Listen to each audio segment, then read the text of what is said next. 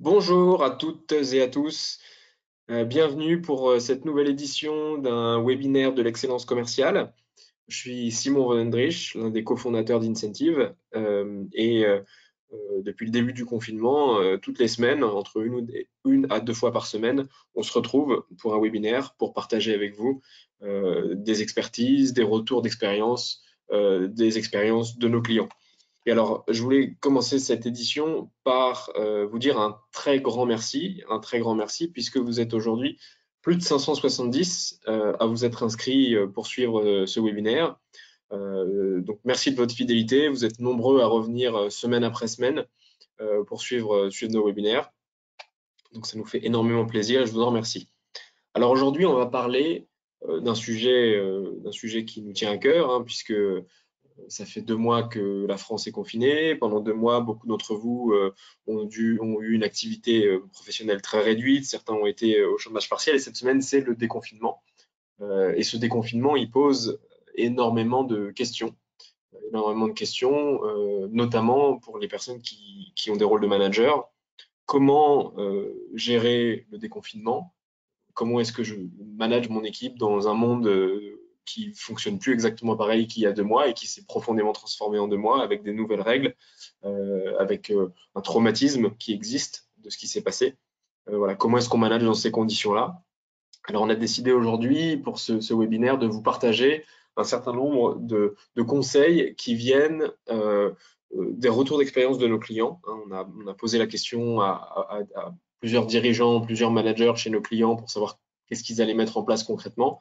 Et puis des conseils qui viennent également des experts qu'on a interviewés dans les webinaires de ces dernières semaines.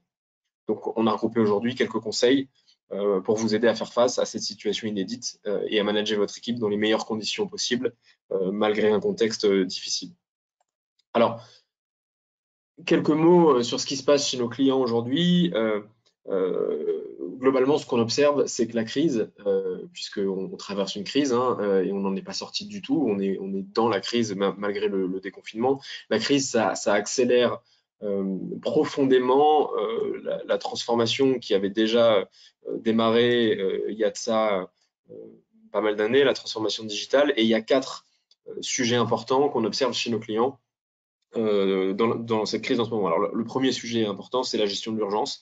On est dans l'urgence, les choses se sont fait extrêmement vite, on a été confiné quasiment du jour au lendemain, maintenant on en sort et il y a énormément de choses qui ont changé, il faut s'adapter très vite. Alors comment est-ce qu'on aide les managers dans la gestion de cette urgence? C'est dans ce contexte qui a changé très vite. Comment est-ce qu'on redonne confiance? La confiance, elle est bien émoussée par 2 mois de travail à distance, par la brutalité de la situation. Comment est-ce qu'on crée des nouveaux repères? Comment est-ce qu'on fait évoluer les rituels? Comment est-ce qu'on renforce la cohésion? Et comment est-ce qu'on retrouve du sens dans ce contexte difficile? Voilà les sujets qui animent nos clients aujourd'hui. Voilà les questions qu'ils se posent. Voilà ce sur quoi ils travaillent pour accélérer la reprise. Alors, j'en ai pas parlé au début de ce webinaire, mais vous avez dans le menu, dans les options de GoToWebinar, la possibilité de poser vos questions. Donc, n'hésitez pas à les poser tout au long du webinaire et on les prendra à la fin des 20 minutes. Alors, ce qu'on observe, nous, c'est que le monde se transforme énormément et c'est pas nouveau, il avait déjà commencé à se transformer depuis une vingtaine d'années de manière très rapide avec ce qu'on appelait la transformation digitale. Et là, on est dans une phase en ce moment où en très très peu de temps, il y a énormément de choses qui changent. Ne serait-ce que la révolution du télétravail qui est en train de se mettre en place. Et là, tout le monde en parle. LinkedIn ne parle que de ça cette semaine. La crise Covid a mis tout le monde en télétravail pour 2 mois, tous ceux qui pouvaient continuer à travailler. On s'est rendu compte que il y avait des difficultés, mais que ça pouvait fonctionner. Et quelque chose qui était encore vu comme marginal et comme très difficile à mettre en place, qui était le télétravail, du jour au lendemain, on est passé quasiment en full télétravail. Donc on a eu encore une accélération extrêmement forte et on a fait en 2 mois une transformation qui s'était pas faite dans les 20 années précédentes. Donc on a commencé une phase où les transformations vont encore plus s'accélérer que ça ne l'a été dans les 20 dernières années. Et là, on voit qu'en 2 mois, fait face à des transformations qui sont absolument énormes. Donc le monde se transformait déjà beaucoup plus vite depuis 20 ans avec la révolution numérique. Il est clairement en train de se transformer encore plus vite maintenant avec ce genre de crise qui nous arrive. Mais à côté de ça, les outils à disposition des managers n'ont pas évolué. Ça fait 20 ans qu'on a les mêmes outils pour manager des équipes et le digital s'est arrêté à peu près à l'email, Excel et PowerPoint pour aider les managers à être de bons managers.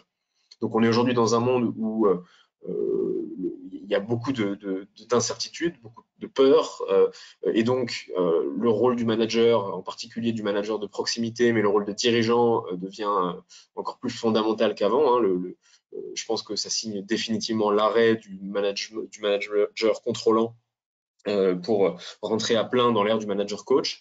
Mais les outils à disposition du manager pour être un manager coach n'ont pas changé. C'est toujours les mêmes, ça n'a pas évolué et c'est pas des outils qui sont particulièrement aidants pour aider le manager à être un meilleur coach. Donc on a des managers qui souvent n'ont pas vraiment été formés à leur rôle, hein, qui sont des gens qui étaient bons dans leur métier et qu'on a promu manager sans vraiment les accompagner.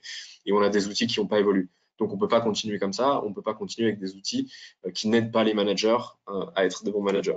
Donc c'est tout le credo d'Incentive, hein, notre application mobile, qui est une application tout en un pour aider les managers dans leur rôle de coach, donc dans le suivi des plans d'action des équipes, dans l'animation des entretiens one-on-one, dans le suivi des chiffres, des objectifs, dans la communication. On regroupe dans une seule appli tous les outils nécessaires pour un management moderne. On peut comparer ça à une application de course à pied connecté, de sport connecté, une app dans laquelle on va animer les objectifs, coacher, engager, communiquer pour réaligner tout le monde sur les priorités, développer les compétences de chacun et continuer à motiver, à donner du sens au quotidien. Si le sujet vous intéresse et que vous voulez le creuser, n'hésitez pas à vous rendre sur notre site à incentive.com. Vous avez la possibilité de demander une démo et on prendra 30-40 minutes avec vous à distance en visio pour vous montrer l'appli en détail et vous parler de cas clients, vous expliquer 3-4 cas clients pour vous montrer comment ça marche. Voilà quelques exemples des entreprises avec lesquelles on travaille aujourd'hui dans différents secteurs et donc des boîtes dont viennent les conseils que je vais vous partager juste après. Donc, le sujet du webinaire aujourd'hui, bien animer la reprise. Comment est-ce qu'on fait quand on est manager? C'est pas facile. Là, cette semaine, ça recommence. Parfois, on revient au bureau. Souvent, on n'y revient pas. On avait des gens en chômage partiel qui reviennent. Comment est-ce qu'on manage dans ce nouveau contexte avec beaucoup plus de travail à distance, avec un traumatisme marqué qui a frappé les esprits, avec des nouvelles règles d'hygiène, mais également de fonctionnement au bureau. Comment est-ce qu'on manage dans ce climat extrêmement incertain? Alors, les conseils que je vais vous donner viennent des entreprises que j'ai mentionnées plus tôt ou des experts interviewés dans les précédents webinaires des semaines précédentes. Alors, voilà quelques conseils. Si vous êtes manager, vous reprenez avec votre équipe cette semaine. La première chose sur laquelle il faut faire extrêmement attention, et je pense que c'est vital pour votre crédibilité en tant que dirigeant ou en tant que manager, c'est renforcer encore énormément votre posture d'humilité. Ce qui s'est passé dans les derniers mois, absolument personne ne l'avait vu venir. Personne ne l'avait prédit. Personne ne savait quoi que ce soit. Et même le président de la République française, 2 jours ou 3 jours avant le confinement, a fait une allocution où il appelait à ne pas paniquer et à maintenir la vie économique. Et 3 jours après, il confinait tout le pays. Donc tout le monde s'est planté. Personne ne l'a vu venir. Personne ne savait.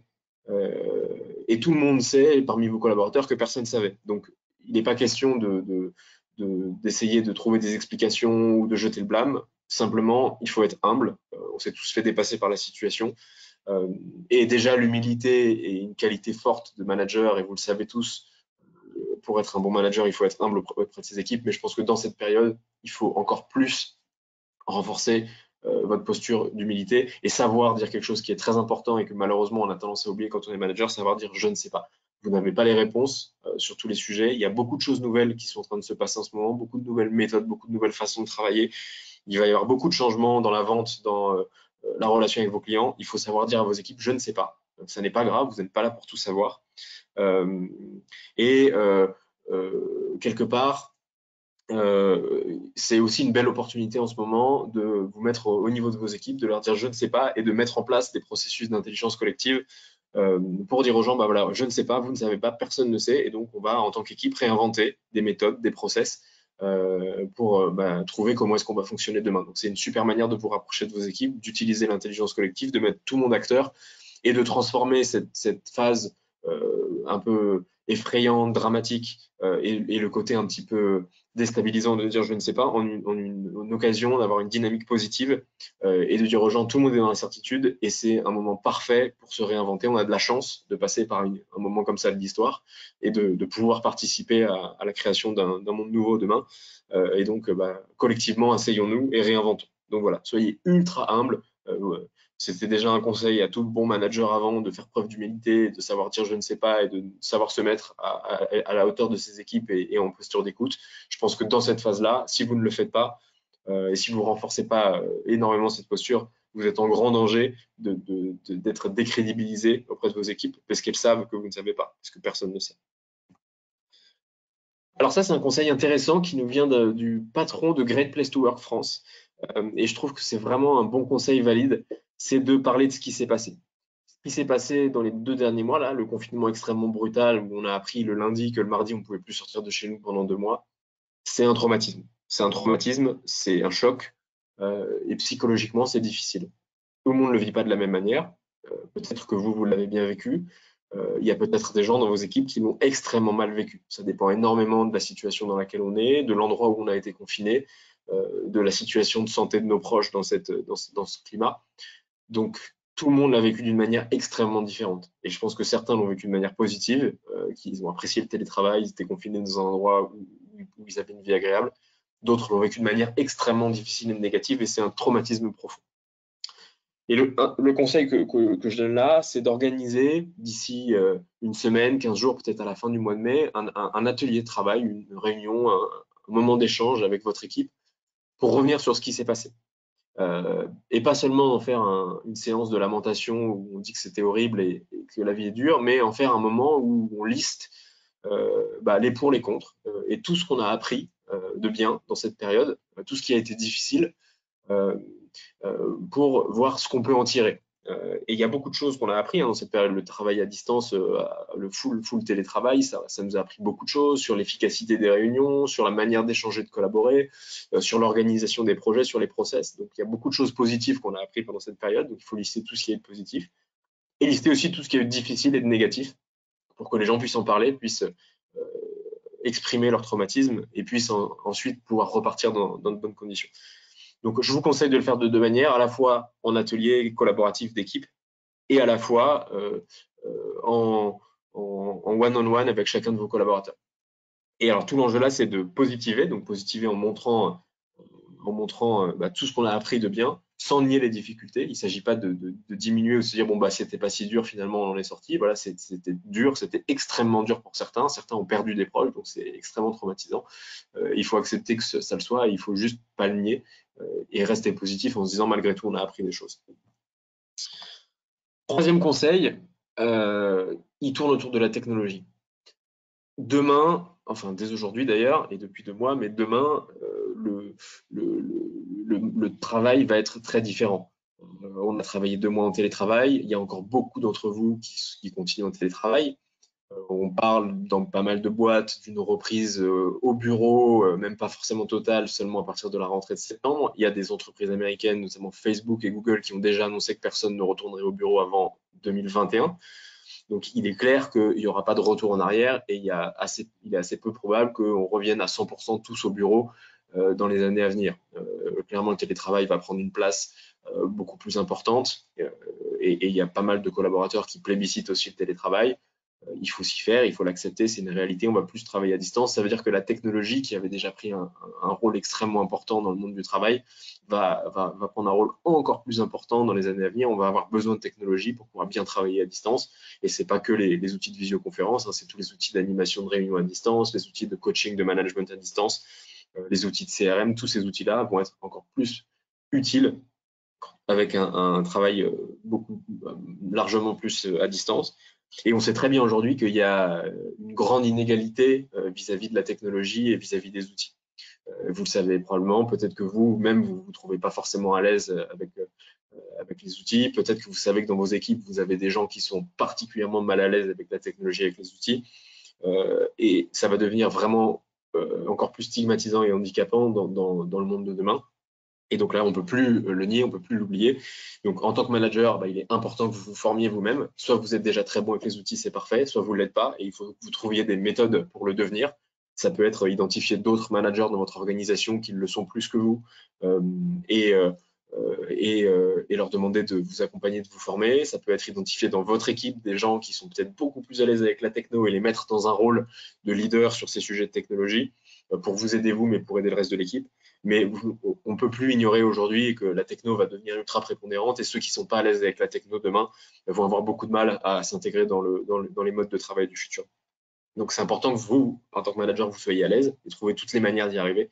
C'est important que dans votre équipe, tout le monde soit à l'aise et donc il faut identifier les collaborateurs qui sont vraiment en difficulté avec la techno, dédramatiser, c'est pas grave, on n'est pas nul parce qu'on maîtrise pas la techno, on n'a pas tous la même aisance avec tous les sujets, il y a des gens qui sont très bons dans d'autres domaines, ils ne le sont pas avec la techno, donc il faut absolument dédramatiser et ensuite s'assurer que ceux qui sont le moins à l'aise, petit à petit, montent en compétences, soit grâce à vous, soit grâce à des formations de l'entreprise, soit grâce à des collègues qui sont meilleurs, hein. Moi, je vois beaucoup de boîtes où on commence à penser à faire du pairing entre des gens qui sont très à l'aise avec la techno et des gens qui le sont moins.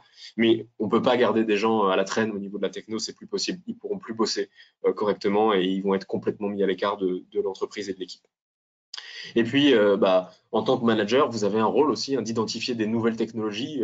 Chaque jour, chaque semaine, chaque mois, il y a des nouveaux outils qui sortent, des nouvelles applis qui peuvent vous aider à réinventer des processus. Et il va falloir en réinventer beaucoup des processus dans ce monde qui change.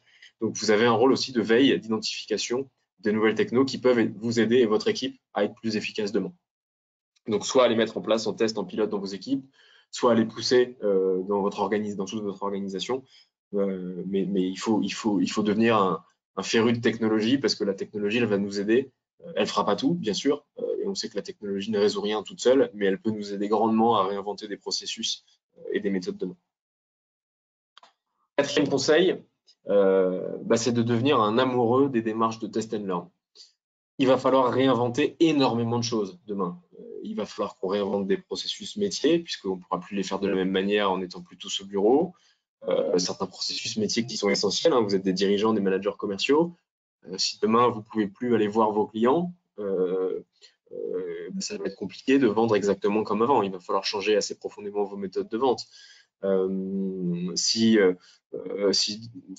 déjà, hein, la prospection, ça a été très dur pendant la phase de confinement parce que c'est beaucoup plus dur de joindre les gens si on n'a pas leur téléphone portable, quand ils sont pas au bureau, etc. Mais vu qu'il y a plein de gens qui vont continuer en télétravail, ça va devoir changer assez fortement les méthodes de prospection. Les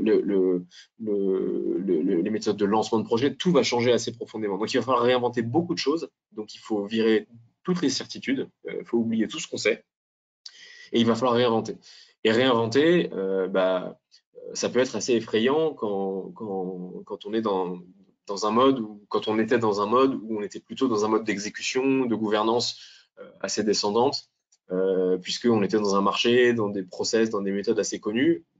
Mais réinventer, c'est des choses, inventer ou réinventer, c'est des choses qui se font depuis très longtemps dans les boîtes de la technologie, dans les startups. Et il y a des méthodes pour se réinventer. Ça s'appelle l'intelligence collective, ça s'appelle le test and learn. Et c'est accepter qu'on ne sait pas et accepter qu'il faut tester plein de choses et qu'il faut mesurer le résultat et retenir les choses qui fonctionnent. Donc, pour réinventer tous les process, toutes les méthodes, vos modes de travail internes aussi, je vous suggère d'avoir recours à cette méthode-là, de sensibiliser vos équipes à ces méthodes de test and learn et de se dire, OK, on ne sait pas. Eh ben, on va expérimenter. On va se dire, on doit réinventer tel process, on doit réinventer notre processus de prospection, on va expérimenter. Donc, on va lancer des expérimentations en utilisant plus d'emails, en appelant à des horaires différents, en utilisant plus LinkedIn, en utilisant plus notre réseau. Voilà, on va expérimenter et puis on va mesurer le résultat de chaque expérimentation et on retiendra avec l'équipe les expérimentations qui fonctionnent bien. Et vous avez beaucoup de choses à réinventer, hein, à la fois les processus métiers, à la fois vos modes de travail internes, comment est-ce on organise les réunions, les rituels de l'équipe en télétravail. Et vous devez réinventer votre management aussi, hein, comment est-ce que je fais mes one-on-one, comment je donne du feedback, comment est-ce que je définis des objectifs, tout ça va changer dans le monde de demain. Donc le test and learn sera votre ami dans les prochains mois, dans les prochaines années, parce qu'il va falloir remettre à plat beaucoup de choses et on ne remet pas à plat les choses avec des certitudes. Avant-dernier conseil, renforcer votre coaching j'en parlais tout à l'heure, hein, on est dans une phase qui est traumatique. Il y a pas mal de gens qui vivent pas bien la période qui s'est passée en ce moment, qui ont besoin d'être soutenus, qui ont besoin d'être épaulés, qui ont besoin de retrouver du sens. On vit dans un monde où tout va changer beaucoup, donc ça crée de la peur, de l'incertitude. Et donc plus que jamais, vos équipes ont besoin d'être accompagnées, coachées, pour les aider à redéfinir leurs objectifs, à y voir clair dans où est-ce qu'ils doivent aller, à recevoir du feedback sur ce qu'ils font, sur leur performance, sur l'atteinte de leurs objectifs. Et donc, plus que jamais, vous avez besoin d'être un manager coach. Et pour être un bon manager coach, il n'y a pas 10 000 solutions. La première des choses à faire, c'est d'avoir un one-on-one régulier avec chaque collaborateur. Et le one-on-one régulier, c'est une fois toutes les semaines, maximum une fois tous les 15 jours. Ça n'a pas forcément besoin d'être très long. Ça peut être de l'ordre de la demi-heure. Mais c'est important d'avoir un échange one-on-one chaque semaine avec ses collaborateurs, de faire un rapide point d'étape pour savoir comment ça va, pour savoir qu'est-ce qui s'est passé la semaine précédente, qu'est-ce qui va se passer cette semaine, pour savoir où est-ce qu'on en est des objectifs qu'on s'est donnés, et s'assurer que vous, en tant que manager, vous êtes en capacité de proposer votre aide ou de diriger vers de l'aide si la personne en a besoin. Soyez très ouverts dans ces one-on-one. Il s'agit vraiment de questions-réponses et pas de venir apporter des solutions et des réponses à vos collaborateurs. Soyez très formel. Formel égale prendre des notes, formaliser les plans d'action. Si on se dit qu'on va travailler sur tel sujet, qu'on va se donner tel objectif, il faut l'écrire. Comme ça, quand on se voit, on peut reprendre les notes et les objectifs qu'on s'est donnés et valider qu'on a un suivi dans le temps, dans la durée, et qu'on ne repart pas à chaque fois de la feuille blanche. Et travailler de manière très, très importante sur des objectifs moyen terme. Là dans une situation d'incertitude comme la situation dans laquelle on est en ce moment, le micromanagement est dramatique et changer d'objectif toutes les semaines ou donner des petits objectifs très courts à la semaine amène des très mauvais résultats, crée beaucoup de stress chez les gens et il leur donne pas la vision, le recul nécessaire. Donc il est très important de travailler sur des objectifs moyen terme de l'ordre du trimestre et de projeter les gens sur ce qu'on attend d'eux dans le trimestre ou dans les 6 mois à venir et de les accompagner sur la construction d'un plan d'action et le suivi d'un plan d'action pour atteindre ces objectifs. C'est ce qui va leur permettre de sortir la tête du guidon, de voir un peu plus loin et de créer de l'ancrage, de la stabilité et de se responsabiliser, de gagner de l'autonomie. Donc c'est extrêmement important. Donc plus que jamais en ce moment, vous devez être un manager coach. Le management descendant, le management directif, le micromanagement, tous ces sujets-là vont avoir des conséquences catastrophiques et ne seront pas du tout efficaces dans le monde de demain, qui va changer très vite, avec beaucoup d'incertitudes. Et pire que tout, vous allez vous décrédibiliser auprès de vos collaborateurs en faisant ça. Et si vous vous décrédibilisez auprès de vos collaborateurs, ça va être très très difficile d'en revenir. Et enfin, petit conseil bonus, j'avais dit 5, mais il y en a un sixième. Tous nos clients aujourd'hui ne parlent que de ça, il faut redonner du sens. Il faut redonner du sens. Hein. Quand on est traumatisé, quand on vit une secousse, un choc comme ce qu'on a vécu là, il y a une quête de sens. Les gens se posent beaucoup de questions, on revient un peu aux fondamentaux, mais pourquoi est-ce que je fais ce que je fais? Quelle est notre mission? Pourquoi on fait ça? Et donc c'est très très important de revenir aux bases, de revenir aux sources. La première chose à faire pour redonner du sens, c'est de revoir les objectifs de 2020, en particulier les objectifs commerciaux, mais les objectifs de tout le monde. L'année a été perturbée, on a quasiment perdu 3 mois. Il est illusoire de penser qu'on pourra faire les objectifs qu'on avait prévus en janvier. Et c'est pas grave, on n'y peut rien, personne l'a vu venir, c'est pas notre faute. Mais si vous commencez pas très vite à annoncer que vous allez revoir les objectifs de 2020, vous faites passer un message aux gens que vous vous adaptez pas, que vous n'êtes pas à l'écoute et que vous êtes aveugle, sourd, et ça c'est pas bon. Donc la première chose à faire pour redonner du sens, c'est de montrer qu'on s'adapte, de dire ok, on va changer nos objectifs. Et ça peut être adapter les chiffres, hein, se dire voilà, on avait prévu de faire tant, on fera tant, on va faire un peu moins. Mais ça peut être aussi changer des objectifs en se disant en fait, dans la situation actuelle, on décide qu'on va se donner un nouvel objectif, peut-être d'avoir une partie des projets de la boîte qui sont orientés vers le bien commun, par exemple, ou la santé publique, ou que sais-je. Voilà. Mais ça peut être aussi de définir des nouveaux objectifs qui montrent à vos collaborateurs que vous avez pris note, que vous prenez acte de ce qui s'est passé et que vous êtes en train de donner une direction différente à la boîte. Adaptez-vous, et vous, au sens managérial, au sens d'entreprise, organisation du terme, aux nouvelles attentes de vos équipes. Hein. Je vous invite très très fortement à faire un petit sondage dans vos équipes sur qu'est-ce qu'ils attendent en termes de mode de travail et de mode de management demain. Vous serez surpris si vous ne l'avez pas encore fait. Nous, ça c'est de l'expérience personnelle chez Incentive, on se rend compte que la majeure partie des gens ne souhaitent pas revenir au bureau comme avant. C'était déjà quelque chose qui était assez fort chez nous, mais le désir de télétravail est encore plus fort suite à cette période. Donc il est clair que vos équipes vont avoir des attentes très différentes. Vous avez aussi des gens qui ont très peur de revenir au bureau, très peur parce qu'ils ont peur de se faire contaminer, ils ont des personnes fragiles à la maison et ils n'ont pas envie de ramener la maladie à la maison. Donc il faut absolument s'adapter à ça et permettre aux gens d'être flexibles. Et je pense que la flexibilité est le maître mot au moins de l'année à venir, mais je pense que ce sera le maître mot de la décennie. Soyez flexibles, montrez à vos équipes que vous êtes là pour eux et que vous savez vous adapter, et ils vous le rendront avec de l'engagement et de la fidélité. Et enfin, pour redonner du sens, et là c'est assez profond et ça s'adresse vraiment aux dirigeants, pourquoi pas revoir votre offre? Pourquoi pas revoir votre offre? On sait que finalement, les enjeux de vos clients vont probablement évoluer. Hein. Il y a beaucoup de boîtes où les enjeux évoluent entre avant et après la crise Covid, puisque les enjeux de tout le monde un peu ont évolué. Donc, les enjeux de toutes les boîtes B2B évoluent aussi pour s'adapter aux enjeux de leurs propres clients. Donc, les enjeux de vos clients évoluent sûrement.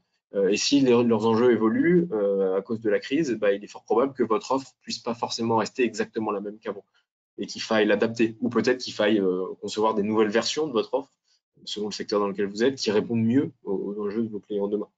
Et donc, comment est-ce que vous pouvez adapter votre offre pour qu'elle s'inscrive dans le contexte et qu'elle réponde aux nouveaux enjeux des clients, ce qui est une manière aussi de montrer à votre équipe que vous vous adaptez et donc de donner du sens à votre équipe en lui disant, regardez, on répond à ce qui se passe, on répond à la crise et notre offre, elle permet d'accompagner la reprise, elle permet de vivre demain en bonne santé, elle permet d'accompagner des gens qui ont été touchés par la maladie, elle permet, voilà, que sais-je, selon votre secteur d'activité.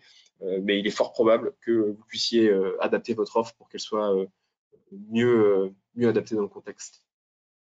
Voilà les quelques conseils que je voulais partager avec vous aujourd'hui. Il s'agit bien sûr que de conseils. C'est pas toutes les réponses ne sont pas là. Il s'agit de conseils qui viennent de ce qu'on a entendu avec nos clients, de ce qu'on a entendu auprès d'autres experts. Vous avez probablement d'autres idées, d'autres bonnes pratiques à mettre en œuvre pour réussir la reprise. N'hésitez pas à les partager via les questions, hein, qu'on puisse les repartager. Et on va continuer dans les semaines à venir à vous partager ce qu'on apprend, nos conseils, les retours, pour vous aider à voir comment vous pouvez vous adapter, comment est-ce que vous pouvez vous réinventer, comment est-ce que vous pouvez gérer cette situation absolument inédite et comment est-ce que vous pouvez faire face avec vos équipes. Et encore une fois, je suis persuadé qu'on a beaucoup de chance, malgré tout, de vivre une époque comme celle-là. C'est une opportunité énorme d'inventer un monde nouveau, d'inventer des modes de fonctionnement nouveaux. Et toutes les générations n'ont pas eu la chance de pouvoir faire ça. Donc profitons-en, soyons positifs, même si on sait que c'est dur et qu'il y a des gens pour qui ça a été dramatique. Profitons-en pour nous réinventer. Alors, je voulais juste terminer. Vous pouvez poser vos questions si vous en avez. Voilà quelques lectures qui ont été recommandées par plusieurs de nos participants au webinaire dans les dernières semaines. Voilà, je voulais les partager avec vous. Alors, Dream Team, qui est un livre de Ludovic Girondon, qui est fabuleux pour remettre à plat vos pratiques de management et moderniser votre approche du management, devenir vraiment un manager coach. Il a interviewé 400 managers dirigeants. On a d'ailleurs eu un webinaire avec lui, vous pouvez le voir en replay. On l'a eu en février dernier, donc ce livre est vraiment super. Livre d'Olivier Sibony, vous allez redécouvrir le management. Pareil, excellent livre pour réinventer vos pratiques de management. Olivier Sibony sera en webinaire avec nous dans 3 semaines, je crois. Vous recevrez l'invitation, bien sûr. Et enfin, livre recommandé par le patron de Great Place to Work France, développer vraiment son leadership, qui propose une approche assez intéressante et assez inédite du management par le don. Et qui incite le manager à faire le don. Alors bien sûr, pas le don au sens biblique du terme, mais qui incite à réfléchir à ce qu'on donne en tant que manager à ses équipes. Donc 3 livres qui sont absolument géniaux et qui, dans une phase où vous allez devoir remettre à plat vos pratiques de management, pourront vous aider à vous réinventer et à imaginer des méthodes de management nouvelles. Merci à vous. Alors, vous pouvez retrouver nos prochains webinaires. Alors, malheureusement, je crois que la liste n'est pas complètement à jour, mais vous avez l'adresse ici. On a un webinaire mardi prochain qui sera avec Christophe Fournier, professeur de management à l'IAE de Montpellier. Il a fait une étude pendant le Covid auprès de commerciaux et de managers pour analyser le, l'impact de la crise sur les métiers de la vente et du management et de la relation client. On vous présentera les résultats de l'étude mardi. Le jeudi de la semaine suivante, on sera avec Frédéric Petitbon, partenaire chez PwC, on parlera de management à distance. Et le jeudi de la semaine encore suivante, on sera avec Olivier Siboni, l'auteur du livre que je vous ai présenté. Alors, il nous reste quelques minutes. Je vais vous prendre quelques questions. Alors, l'atelier, on parle, je crois, de l'atelier à organiser avec ses collaborateurs pour échanger, parler. Vous le voyez plutôt en présentiel ou en visio. L'atelier en présentiel ou en visio, je dirais que ça dépend un peu de votre entreprise. Si j'en suis les recommandations du gouvernement, dans les semaines et les mois qui viennent, il est demandé à tous ceux qui peuvent faire du télétravail de continuer à faire du télétravail. C'est la politique qu'on a retenue chez Incentive. Nous, on peut le faire, on est dans le digital, on peut faire beaucoup de choses à distance. Donc, on a retenu la politique du télétravail complet jusqu'à nouvel ordre. Donc, si vous êtes dans ce cas-là, suivez les directives du gouvernement, restez en télétravail et donc faites-le en visio. Vous pouvez utiliser par exemple un outil comme Klaxoon pour animer une réunion avec du brainstorming et des post-it. Voilà, on fait beaucoup de choses bien en visio. On perd peut-être un peu de la qualité de l'échange, mais de toute façon, il est probable qu'on reste à distance pendant encore un moment. Qu'appelez-vous le micromanagement? Micromanagement, c'est un terme qui est quand même assez répandu. Le principe du micromanagement, c'est de suivre les collaborateurs de manière extrêmement court-termiste, c'est-à-dire de donner pratiquement des to-do à faire aux collaborateurs et plutôt que de donner aux collaborateurs des objectifs moyen-long terme, de construire avec le collaborateur un plan d'action et ensuite de suivre avec le collaborateur la progression vers ces objectifs moyen-long terme et de laisser le maximum d'autonomie aux collaborateurs pour trouver le plan d'action qui permet d'atteindre les objectifs. Le micromanagement, c'est dire fais ça, puis fais ça, puis fais ça, puis fais ça. Et donc, ne laisser aucune marge de manœuvre, aucune autonomie aux collaborateurs pour atteindre ces objectifs. Je dirais que le micromanagement, c'est un peu le contraire du management par objectif. Management par objectif, vous vous accordez avec le collaborateur sur un objectif à moyen terme et vous laissez le maximum d'autonomie au collaborateur, bien sûr selon son niveau de seniorité, hein, mais sur la marche à suivre pour atteindre l'objectif. Et dans une phase comme celle-là, les gens ont besoin de confiance, ils ont besoin de vous faire confiance, ils ont besoin que vous leur fassiez confiance, ils ont besoin de retrouver cette confiance. Et le micromanagement, il n'y a pas pire pour détruire la confiance qu'il y a entre un manager et son collaborateur. Hop, alors.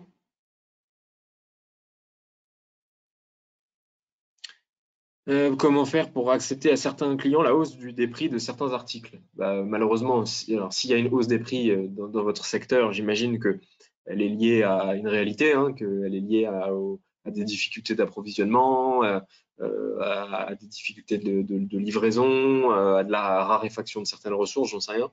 Je dirais que la meilleure chose à faire pour faire accepter aux gens une réalité, c'est de leur expliquer avec beaucoup de transparence la raison. Et voilà, les gens peuvent comprendre. Il faut simplement pas essayer de leur mentir, pas essayer de détourner leur attention. Finalement, le sujet de la reprise, là, ça va être la confiance, hein. Il va falloir recréer beaucoup de confiance et il va falloir recréer beaucoup de confiance avec vos collaborateurs. Il va falloir que vous leur fassiez confiance, il va falloir que eux vous fassent confiance et qu'ils fassent confiance aussi à l'entreprise. Donc c'est très dur, il faut recréer toute une confiance qui s'est vraiment émoussée pendant cette période. Il faut que vous recréiez de la confiance avec vos clients, il faut que vous recréiez de la confiance avec vos partenaires. Donc c'est les mêmes conseils, quelle que soit la typologie de personne, hein, et c'est beaucoup de transparence, beaucoup de communication, beaucoup de clarté dans la communication pour réussir à recréer cette confiance. Alors, nous sommes une entreprise de distribution agroalimentaire. Nos clients sont les CHR, café, hôtel, restaurant. Quels conseils pouvez-vous nous donner pour réfléchir à l'évolution de nos services? Le conseil que je peux vous donner, c'est de travailler avec vos clients. Travailler avec vos clients. Les CHR particulièrement sont extrêmement durement touchés par cette crise, hein, puisqu'ils sont, à part les hôtels, ils sont fermés. Donc, ça fait pratiquement 3 mois qu'ils ne peuvent plus faire de business. Ce que je pourrais vous conseiller, c'est de réunir un panel de vos clients, travaillez avec vos commerciaux pour qu'ils puissent aller vous chercher les contacts de quelques clients, réunissez-les ou à distance pour un atelier de travail et identifier leurs peurs, leurs difficultés, ce qui leur pose problème dans la reprise. Le sujet, c'est pas de leur demander de quoi ils ont besoin, hein, c'est surtout de comprendre quels sont leurs problèmes. Et travailler avec ces clients pour comprendre au maximum leurs problèmes. Et une fois que vous avez bien identifié les problèmes, travailler à voir comment est-ce que votre offre ou une évolution de votre offre pourrait répondre à ces problèmes. Et je suis convaincu que les cafés, hôtels, restaurants, ils ont énormément de problèmes et de difficultés et des choses peut-être auxquelles vous ne pensez pas aujourd'hui, qui sont liées à la fermeture, qui sont liées à la reprise à venir. Il y a des tas de questions qui se posent auxquelles ils ne savent pas répondre. Et si vous pouvez les aider à répondre à ces questions, ce sera une excellente manière de vous repositionner comme un acteur à forte valeur ajoutée auprès de ses clients. Mais les meilleures personnes pour vous aider, c'est vos clients et c'est eux qui savent quelles difficultés, quels problèmes ils ont.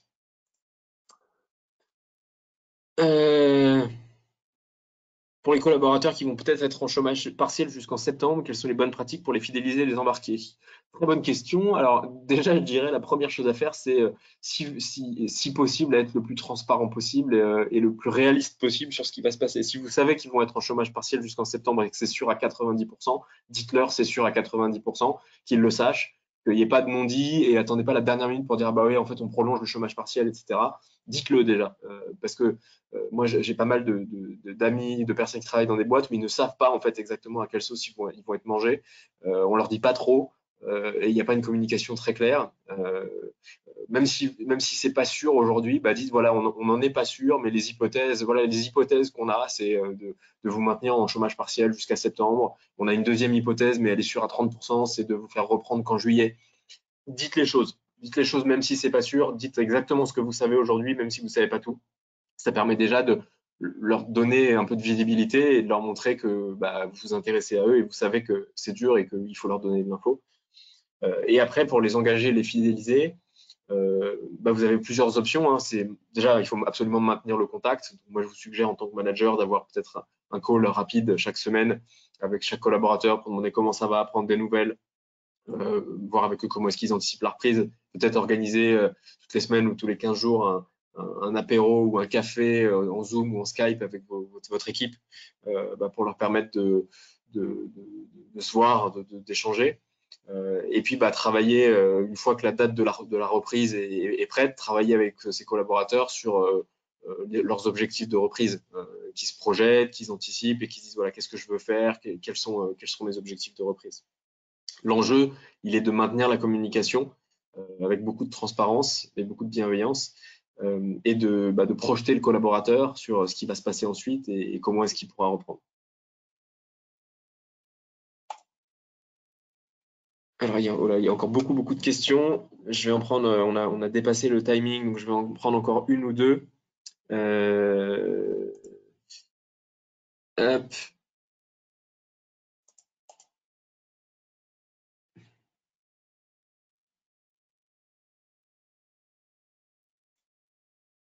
Alors, pensez-vous que le télétravail à 100% pour les entreprises de services soit une bonne chose? Alors, je pense je pense pas que le télétravail à 100% imposé soit une bonne chose. Parce que, encore une fois, et si vous écoutez autour de vous, vous avez des gens qui adorent le télétravail, qui s'épanouissent en télétravail, qui se sentent bien en télétravail, qui sont productifs en télétravail. Vous avez des gens qui détestent le télétravail, qui n'aiment pas ça, qui n'en veulent pas, qui le rejettent. Donc, avant, quand on imposait aux gens de venir au bureau tous les jours, on pénalisait les gens qui aiment le télétravail et qui s'épanouissent en télétravail et qui savent être efficaces en télétravail. Si demain on switch et qu'on impose à tout le monde, alors je fais abstraction là du fait que pour l'instant le gouvernement nous a demandé si possible de continuer le télétravail, mais si demain c'est plus libre et qu'on impose à tout le monde le télétravail, on fait l'inverse, c'est-à-dire qu'on pénalise tous ceux qui ne supportent pas le télétravail. Donc pour moi le maître mot c'est la flexibilité. Et à partir du moment où le gouvernement nous laissera un peu plus de marge de manœuvre, parce que la situation sanitaire sera revenue un peu plus au beau fixe, je pense que le maître mot, c'est la flexibilité. Donner beaucoup de flexibilité aux gens, ceux qui veulent en télétravail, ceux qui ne veulent pas en télétravail, avoir des espaces au bureau qui se prêtent à différents types de réunions, avec des salles équipées visio, avec des salles de créativité pour pouvoir faire venir les gens de temps en temps au bureau pour des réunions de créativité. Le maître mot, c'est flexibilité. Plus les gens, plus vos collaborateurs vous leur offrez de la flexibilité, bah plus, je pense que c'est un des bénéfices qui est le plus valorisé par les collaborateurs aujourd'hui et qui l'est d'autant plus dans des périodes de crise où bah, on doit s'arranger, on doit garder les enfants, on doit aller s'occuper d'une personne en difficulté. Enfin voilà, donc la flexibilité est le maître mot. Donc le télétravail à 100% imposé, je suis pas sûr que ce soit la bonne solution puisque finalement c'est un peu le mouvement de balancier diamétralement opposé à ce qu'il y avait avant et c'est un peu pénalisant pour les gens. Allez, une dernière question. Hop, hop, hop. Allez, on avait dit qu'on parlerait d'outils, j'en ai pas beaucoup parlé. Quels sont les meilleurs outils de management? Les outils du manager aujourd'hui, je dirais que vous avez déjà tout l'arsenal des visioconférences à votre disposition, selon ce que votre boîte utilise. Hein, mais aujourd'hui, pour manager, il faut quand même se parler et idéalement se voir. Donc la visio est quand même un bel outil pour avoir le visage de la personne, pour pouvoir essayer de percevoir des émotions, des sentiments, etc. quand vous échangez. Donc la visio, bien sûr, est une arme du management de demain. Vous avez tous les outils d'animation de réunion à distance, type Klaxoon et autres, qui permettent d'animer des réunions, de faire des brainstorming avec des post-it, etc. Qui sont extrêmement importants parce que les réunions, si on veut qu'elles soient efficaces, constructives, il faut qu'elles soient bien cadrées. Et puis, vous avez tous les outils d'animation et de suivi des rituels managériaux, comme Incentive notamment, dans lequel vous allez suivre vos one-on-one, suivre les plans d'action avec vos collaborateurs, prendre des notes, inciter vos collaborateurs à préparer, et puis avoir des zones d'espace, d'échange, de partage pour partager, échanger les bonnes pratiques et des petits messages, garder le contact au quotidien. Je dirais que ces trois grandes familles d'outils du management, du management moderne, qui deviennent vraiment incontournables dans le monde de demain. Voilà, il y a encore beaucoup de questions, je suis désolé, on va pas toutes les prendre. On essaie d'être assez précis sur le timing, sur ces webinaires de l'excellence commerciale. Un grand merci à vous pour votre fidélité. Donc, comme je vous l'ai dit, un webinaire mardi prochain. Vous avez dû recevoir l'invitation ce matin avec Christophe Fournier et ensuite un webinaire jeudi de la semaine suivante et encore jeudi de la semaine d'après.